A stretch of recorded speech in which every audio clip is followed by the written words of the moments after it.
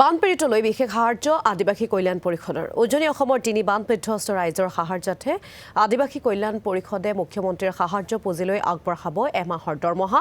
আদিবাসী কল্যাণ পৰিষদৰ মুখ্য কাৰ্যবাহী সদস্য দুৰ্গা হাজদাই প্ৰকাশ কৰিছে এই কথা। আদিবাসী কল্যাণ পৰিষদৰ সকলো বিষয়ববীয়াই জুলাই মাহৰ দৰমহা দিব বানাক্ৰান্তৰ বাবে। আমি অলৰেডি সিএম ফাণ্ডত মানে সিএম যেটো ৰিলিফ ফাণ্ডত আছে আমি 1 মাহৰ দৰমহাটো দি দিলোঁ আৰু কাউন্সিলৰ পৰা। আমি টোটেল 15 জন আছোঁ আৰু 15 জন আছোঁ। আমি সাহায্যৰ কাৰণে আমি পৰিকল্পনা কৰি আছোঁ আৰু সাহায্যৰ কাৰণে গোটেইখিনি মিটিং সেটিং বহিছোঁ। আমি বিভিন্ন পদ্ধতি সাহায্যবিলাক আমি পঠাই দি আছোঁ আৰু চিন্তা চৰ্চা অলৰেডি লোৱা হৈছে, কাৰণ বহুতবিলাকৰ ঘৰ বাৰীবিলাক নাই বা আঁঠুৱাবিলাক নাই বা মেডিচিনবিলাক নাই আৰু তেনেকৈ আমি এটা পৰিকল্পনা কৰি লৈছোঁ যাতে মানে মানুহবিলাক যাতে ভালকৈ বাচি থাকিব পাৰে। সেইটোৰ কাৰণে আমি চিন্তা চৰ্চা অলৰেডি কৰি থৈছোঁ আৰু সেইখিনি আৰু